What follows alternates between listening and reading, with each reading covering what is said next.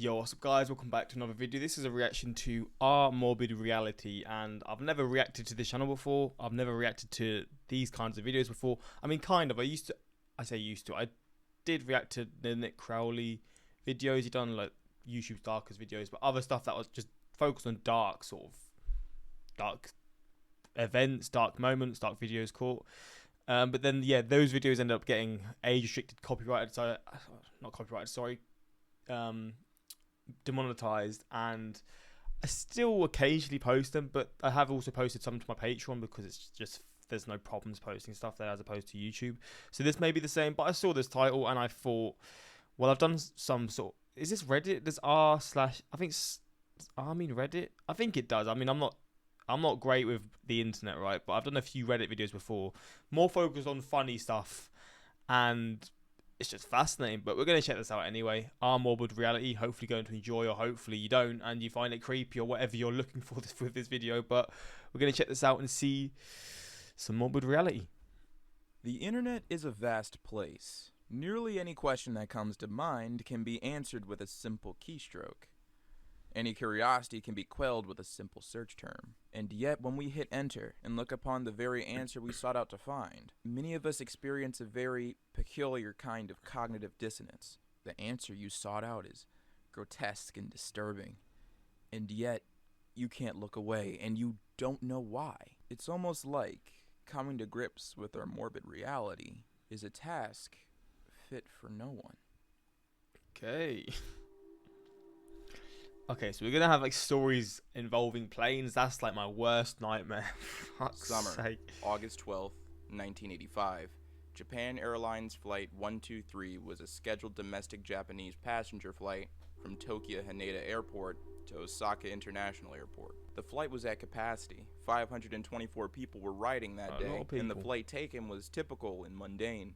Nobody expected what was going to happen. The plane was a Boeing 747 SR, and immediately after takeoff, it suffered sudden decompression and crashed in the area of Mount Takamagahara. Japan's Aircraft Accident Investigation Commission officially concluded that the rapid decompression was caused by a faulty repair by Boeing technicians after a trail strike incident during a landing at Osaka Airport in 1978. This is a picture of the aircraft taken around 6:47 p.m. It shows that the vertical stabilizer is missing. The Japanese Aircraft Accident Commission concluded that the rear bulkhead of the plane had been repaired with an improperly installed doubler plate. This compromised the plane's airworthiness. This picture was taken on the flight just before the crash. The assumption was that the plane was going to make an emergency landing and everybody on the flight would be safe. Who knew that the person taking this camera would not only capture their final moments, but the final moments of 500 other people. Where everyone died.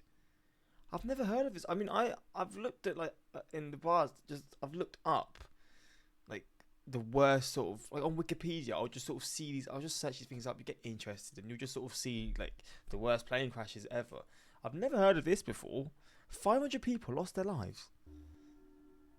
Flipping hell. I hate flying as well, for fuck's sake. Photos like these are a dime a dozen. Everybody likes to take a selfie with their friends, but this one has a little bit of a backstory. Starting from the left, we have Issa Ricker, Kelsey Webster, both 15, and Kelsey's little sister, Savannah. This picture was taken in Utah in the scenic Spanish Fork Canyon in October of 2011, and unfortunately, the light behind them is a moving train. And tragically, all three young girls were struck and killed by the train. An article written by Union Pacific goes into detail about what happened and how the girls ended up on the track in the first place. What the We fuck? saw them for about 12 I was thinking it was going to be like a volcano or something. seconds until they disappeared from our sight, and the train just continued moving forward. We watched in horror as we got closer, said John, recalling how he and Michael yelled as if it might stop what they knew was about to happen.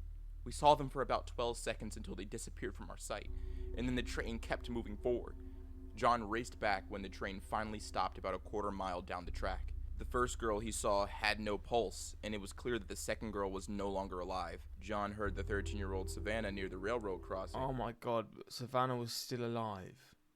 But hurt. I assume if you get hit by a train, you're going to be very hurt.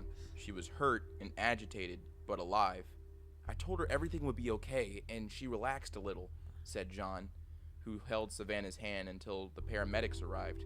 I hoped she would make it, and for some reason I really thought she would. The article then goes into detail about how the conductors processed this tragedy. Both John and Michael struggle with it, blaming themselves, bringing up how they could have done something to slow down the train, when in reality there was nothing they could have done to save the three girls. No. Savannah survived the hit, but would die 3 days later. The Union Pacific Rail Line went out of their way to create PSAs about rail safety, and Jana Webster, the mother of Kelsey and Savannah, had this to say. No one should have to go through this, and I hope people will seriously think about the campaign's rail safety message and share it with their loved ones. That is brutal. Flipping hell, man. That is horrible. Like the other post, pictures like this seem very common. I'm sure everyone has a photo of themselves as a child pictured with their family pet. This is 6-year-old Nefi Sulu hugging his 2-year-old pit bull mix named Kava. His parents took this picture, and soon as the camera was put down, Kava the pit bull mauled Nefi. What the fuck? This is messed up, man. Fucking hell. Police report concerning this event talks about how this may have happened. It sounded like they were engaged in some type of horseplay with the dog. The boy was actively playing with the dog and may have attempted to climb onto the dog's back. And after that, the dog bit the young child. It only took one bite because Nefi was so small. This is abnormal because mauling is defined as a series of bites, not just one. The family were very shocked at the dog's behavior. The dog was kind to everyone else and to the young boy, but in seconds things changed and the young boy was killed. When concluding the investigation, the leading officer had this to say: "I'm beyond distraught. My understanding of the facts leads me to this conclusion. This unfortunate tragedy could have happened to anyone. The breed of the dog is irrelevant. The dog's been part of the family for several years and exhibited no signs of aggression whatsoever." That is... Okay, this video is very dark. I knew it was going to be bad, but Jesus Christ. This is Gladys Ricart, and this picture was taken on her wedding day. And this is Austin Garcia. He was Gladys' ex-boyfriend. Their previous relationship lasted for 7 years, and in the beginning, Garcia was very loving. He purchased her a house and brought her to high-profile events to meet politicians and other wealthy people. But over time, he became violent and abusive towards Gladys. And what motivated her to break up with him was when she caught him cheating with her best friend at his office. Quickly after the breakup, Gladys met another man. His name was Preston, and after 2 months of dating, he proposed to her, and they planned to get married. Her wedding was scheduled to begin at 4 p.m. on September 26, 1999. And on her wedding invitation, Gladys wrote, "This day I will marry the one who loves me without end, the one who brightens my life and gives love a new meaning, the one who shares my dreams." A little bit before the ceremony began, though, Austin Garcia showed up. The first person to notice his arrival was Gladys' brother, and then quickly after that, her friend noticed too. She had this to say: "I thought it was weird for him to be here, but I thought maybe he was congratulating her. He wasn't a street thug, but an educated, respected man." After calmly walking through Gladys' house and greeting her brother, he would push through the crowd and made his way into the living room, where Gladys Ricart was giving bouquets to her bridesmaids and getting ready to leave. He then pulled a .38 caliber revolver from his briefcase and shot at her 5 times. Is this a recording of... Oh my fucking god. Gladys Ricart was shot 3 times, once in the head, spine, and upper arm. And the only reason why Austin stopped was because he ran out of bullets and Gladys' brother tackled him to the ground. In the photo, you can even see his gun pointed at Gladys Ricart as she attempted to run away to protect herself. Police arrived quickly and arrested Garcia. He was placed in jail and held on a $5 million bond. And when his trial date came up, he was sentenced to life in prison with a possibility of parole after 30 years. Jesus, that is horrible, man. Poor fucking woman. This is The Vessel. It's a 200 million... Is this real? This looks like it's from like a dystopian recreation of how the future cities are going to be or something. $1 million staircase located in New York. The staircase It's in New York. doesn't go anywhere, but if you were to scale it, it gives you really good views of the city. Unfortunately, many people haven't been able to experience that. The staircase has been deemed potentially dangerous because many people have been committing suicide there. Makes sense, but if there's nothing up there, then I can see that being a spot for people to go to. Just recently, as of July 30th, 2021, a teen seen laughing with his sister suddenly jumped to his death from the vessel. There are websites that catalog all of the suicides that have occurred at the vessel. What the fuck?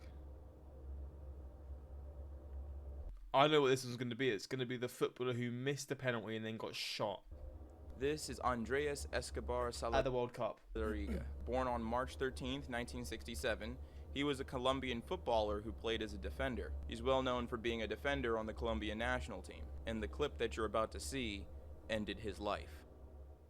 Monien ennakkosuosikki Kolumbia sortui näpertelyyn ja putosi jatkosta.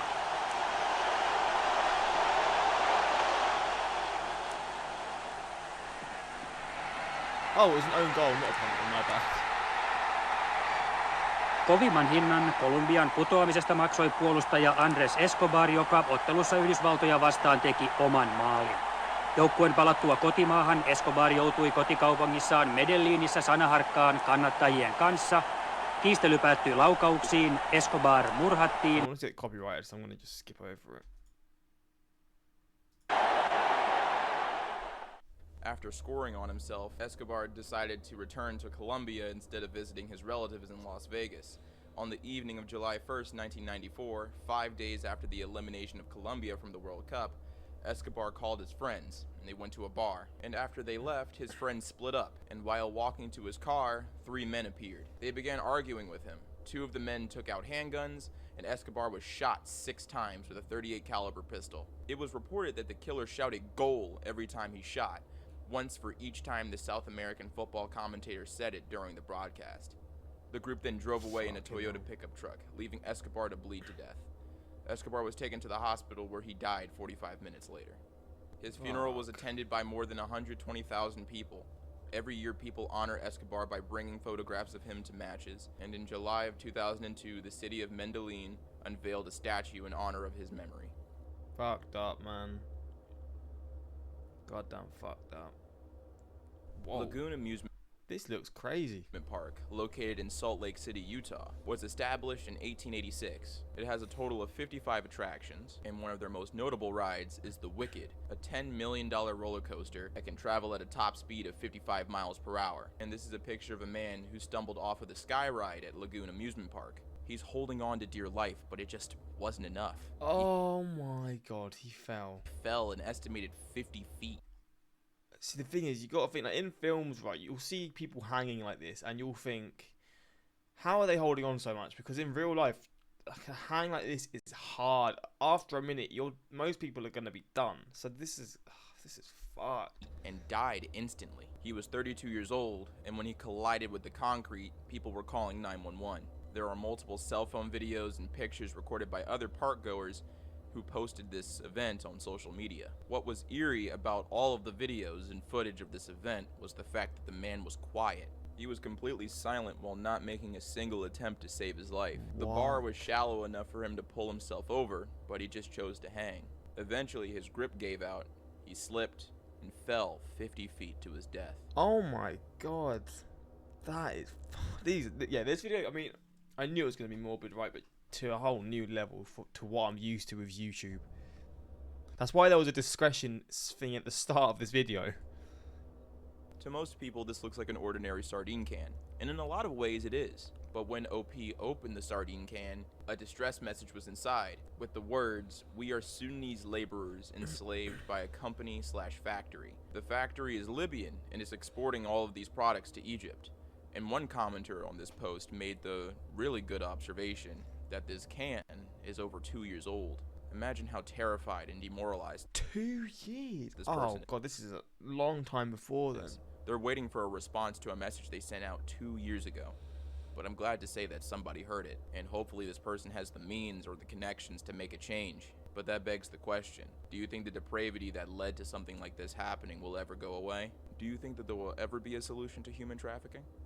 In a lot of ways, I'm optimistic about that. I think that there's going to be a change. But I want to know what you guys think. I don't know about that, man. This video is sponsored by... He's getting his money. To be fair, he probably needs his money because this video is definitely not going to get him money. So, yeah, makes sense. He's getting his money. His video is 3 years old now, 2 years old, so it's not going to be now. But he's got his money. It's good to see. Curiosity didn't kill the cat. Ignorance did. And curiosity was blamed. Maybe sometimes ignorance is truly bliss.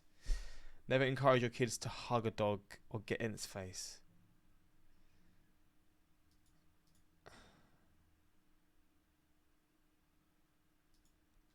That man got jealous over his ex-girlfriend and murdered her in broad daylight for finding a new man after he cheated. Yeah, it's just stupid person, honestly, to say the least.